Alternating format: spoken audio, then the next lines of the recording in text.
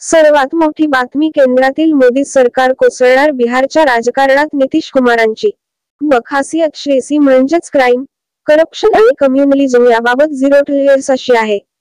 मात्र त्याचसोबत आघाडीच्या राजकारणात पलटी मारणं हे सुद्धा आहे.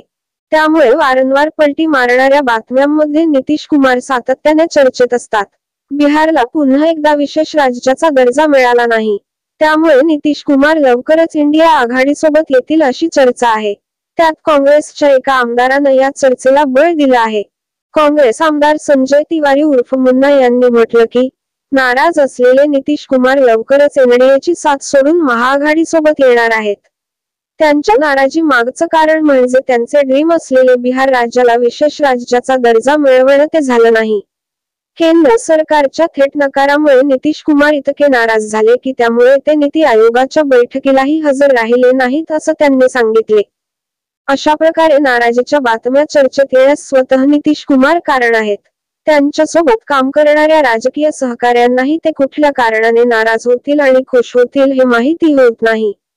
परंतु त्यांची राजकीय नाराजी ही त्यांच्या निकटवर्तीयांच्या खांद्यावर बंदूक ठेवूनच होते.